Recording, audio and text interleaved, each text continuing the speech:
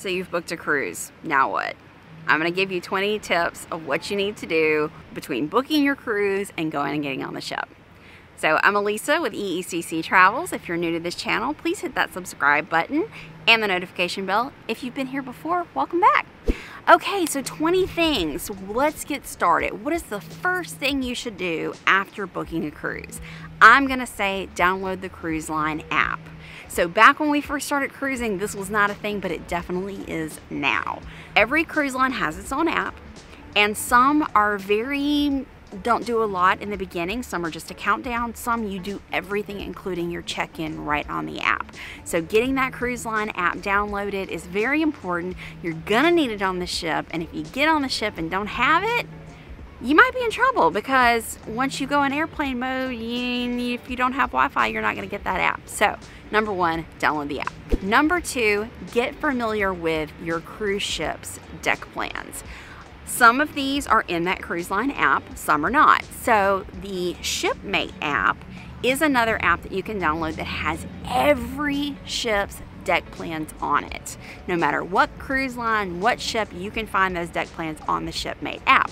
That's very helpful. Also, online you can find these deck plans, and I definitely recommend finding a YouTube video of a full ship tour. These are extremely helpful. So looking at a deck plan is one thing. It's flat.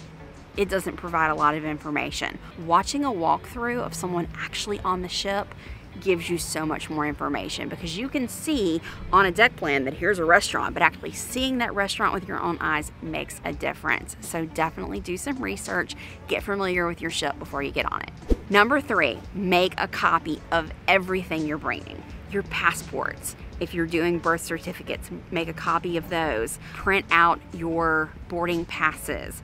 Copies of anything that you've pre-purchased, so a drink package or anything that you've ordered for the cabin, shore excursions, anything, make a copy of it. Also, if you're bringing credit cards with you, make a copy of the front and back of the credit card, your health insurance. If you're a paper person, have paper copies of this and put it in a folder so you have everything handy. If you're a digital person, take pictures of everything and keep them on your phone. Might be a good idea, send them to your partner, so that way two people have them on their phones just in case a phone gets lost, damaged, whatever.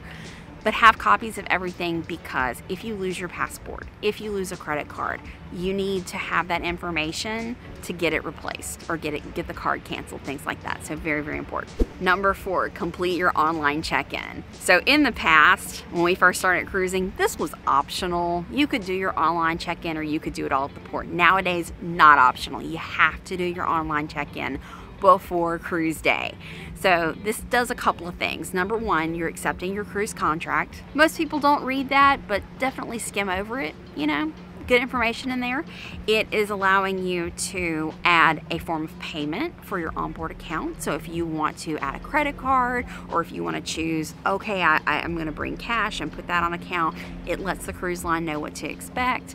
Also, bedding. If you're two friends that are cruising together, you're not going to want to sleep in a king bed. You're going to want those separate twin beds. You can choose those things at check-in. So check-in is very important. After check-in, print your documents, like I just said.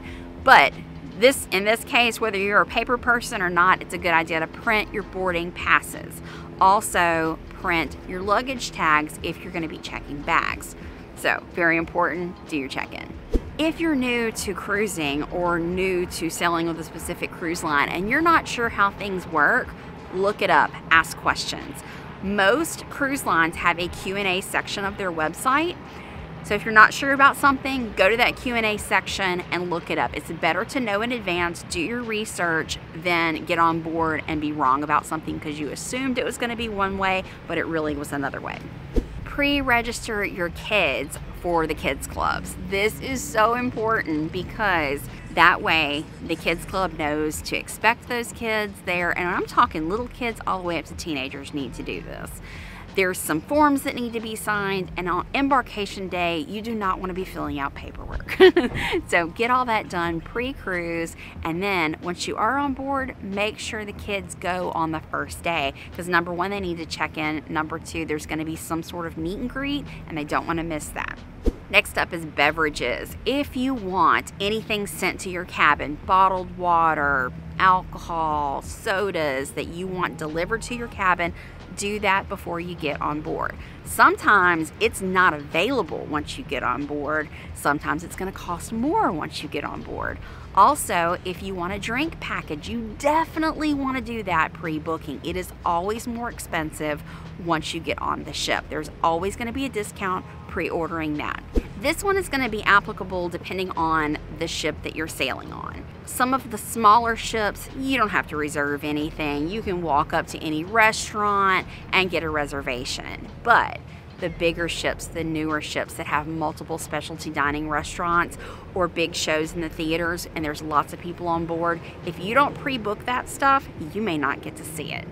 And that's definitely going to be the case with those Oasis class ships on Royal Caribbean. When you've got 6,000–7,000 people on board, if you don't pre-book some of those shows, you're not going to get to watch it whenever you get on board because there's only going to be limited spaces.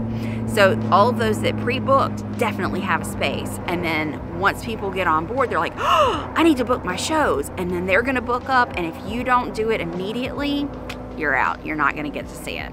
Specialty dining, you can usually get specialty dining reservations once you're on board, but it may not be good times. You may be dining at 5 p.m. and you normally dine at 7, or you may have to wait all the way till 8:30, 9 o'clock if you want a certain specialty dining restaurant. But if you pre-book those, you're going to get those times you want. We want to say a big thank you to our sponsor, the Danbury Mint. We are having an extremely exciting event happen in our lives right now. Our oldest son, Ethan, who's in the Marine Corps, is having his first child. His daughter, Isla, was just born, and she's absolutely beautiful. And we were looking for gifts this year that would capture this moment. The Danbury Mint has beautiful military jewelry for the Marine Corps in all branches, so we were able to find a beautiful ring for him. And they also have daughter's pendants. So there's lots to choose from. She was born in December, so we chose a snowflake. And these gifts were just perfect for this year. So if you're interested in anything from the Danbury Mint or would like to see what all they offer, there's a link down in the description of this video.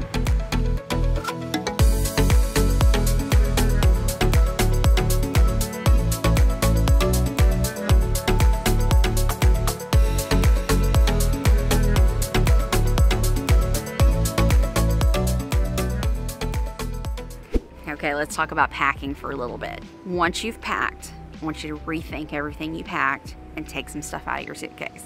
No, I'm being very serious about this. One thing that most people do on a cruise is overpack. And you're cramming stuff into the suitcase and you can barely get the lid shut and you go on your cruise and you don't wear half of it. So seriously, pack, rethink, unpack, and pack again. Once you've cruised a lot, you're gonna know what you use and what you don't. We have literally downsized over the years and carry as little as possible on a ship because we know what we're gonna wear and what we're not. Decide if you're gonna check bags or carry everything on the ship. If you're gonna check bags, and this doesn't have to be those giant suitcases, you can check a carry-on size suitcase on a cruise ship and it doesn't cost you anything. So have your bag, walk up, have a luggage tag on it, hand it to the porters, and you don't see it again or deal with it again until later once you're on board. If you do that though, you need to have a carry-on bag with certain items in it. You need to keep your medication with you at all times. Anything that's important to you that you need that day, you need to have in a carry-on. It can just be a backpack, it can be a smaller rolling case, but keep those things with you. Also, if you're one of those people that wants to get in the swimming pool immediately, bring your swimsuit. Those checked bags may not show up until you're at dinner that night. So if you listened to the tips before, you have printed your luggage tags, but print 2 luggage tags per bag. Why do you do this? One needs to go on the outside of the bag, put one inside the bag because those tags can come off. If that tag on the outside comes off, they may not be able to identify your bag. But if they open up your bag and there's a copy of your luggage tag on the inside, then they know where to deliver it and you're not searching for your bag later. While we're talking about luggage, make your luggage distinguishable. So many of us have black or gray bags. And if there's a sea of luggage out there, you may not be able to find yours. And this isn't so much of for getting on the ship, but it helps at the airport and it helps debarkation if you put your bags outside. If you just have a black suitcase, tie something bright, a neckerchief, a ribbon, something that's brightly colored so you can go, oh yeah, there's my bag right there. Before your cruise, you're also going to have to plan how you're getting to the cruise, where you're going to park your car. Are you flying? Do you need a hotel? Make your pre-cruise plans as early as you possibly can. Now, I say that, and some people book a cruise 2 years out and flights are not available yet. So realistically, as early as you possibly can, so you're getting what you want. If you're going to drive, you need a place to park your car. If you're going to fly, you need flights. And if you're going to fly, I definitely recommend flying in the day before your cruise, especially if you have a connection. If you're one of those very, very lucky people that can get a direct flight from where you live to where the cruise terminal is, you can fly in the day of with a morning flight and you should be fine because you're not looking at delays on that connection. But if you have to connect, and God forbid, there's a delay, and you miss your cruise, you're out of luck. There's nothing that can be done about it. That cruise ship will not wait for you because you missed your flight. So if you fly in the day before, you have that buffer. Has this happened to us? Yes and no. We were flying in 2 days before an Alaska cruise, so we were flying to Seattle. We were connecting through Houston, and a huge tropical storm hit Houston and shut their airport down. So guess what? We had a delay. We couldn't get our connection. They couldn't get us to Seattle until 18 hours later than we should have been. And if we didn't have that buffer, we would have missed our cruise. Talking about what we were just talking about, to counteract that, buy travel insurance. Pre-COVID, a lot of people just like, oh, it's fine, I don't need travel insurance. But through that pandemic, made a lot of us realize how important travel insurance really is. So it's going to cover you for a variety of reasons, but one of them is weather or delays in transportation. So if you have that day of flight, like I just told you not to book, and there is a delay and you miss your cruise, travel insurance covers it. Now you missed your vacation, but at least you're not going to lose all your money.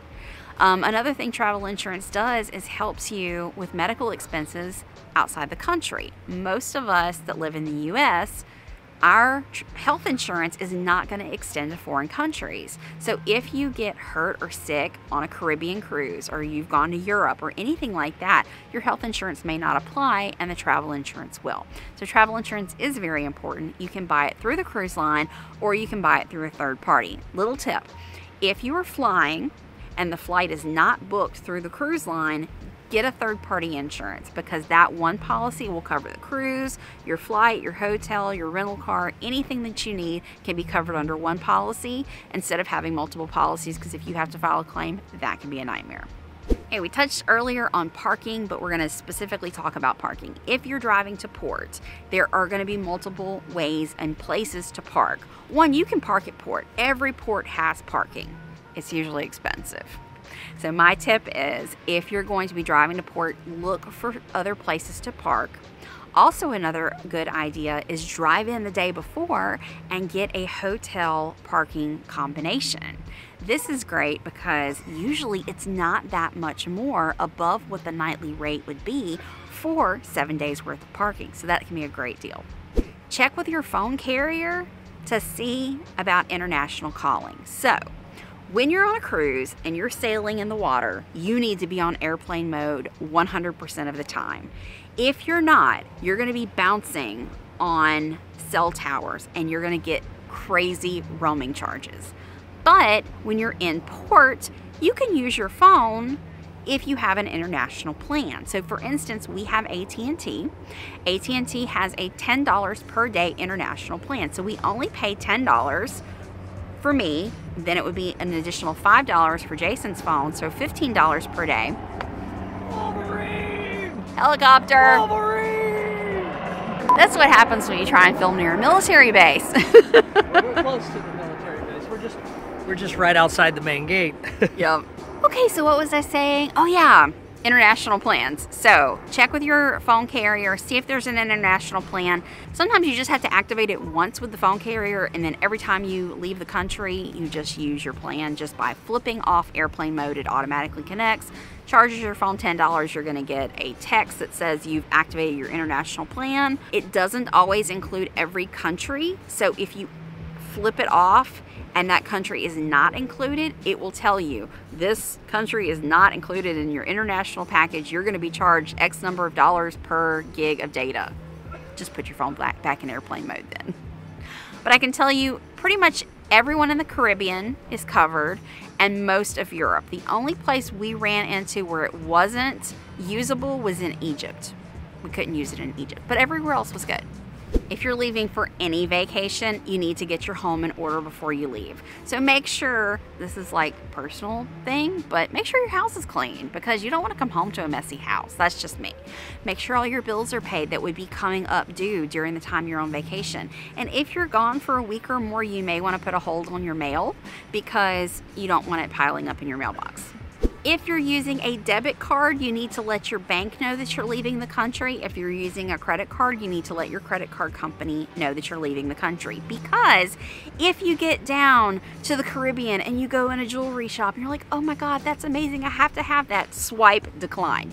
Because they're gonna think it is a fraudulent charge and they're gonna decline it. Then you have to get on the phone and incur fees with your phone company to let the credit card company know it's really good. So just let them know ahead of time. Also, you might want to get some cash, because cash is king in the Caribbean and in most places. And everyone in the Caribbean will accept dollars, US dollars, so you can just get regular money. Doesn't matter what port you're going to. Oh, also, if you are using a credit card, make sure that you have one that doesn't charge foreign transaction fees if you're going to use it. If you're only going to make one purchase, we're talking cents, not a big deal. But if you're going to be using that as a primary source of payment instead of cash, those transaction fees can add up.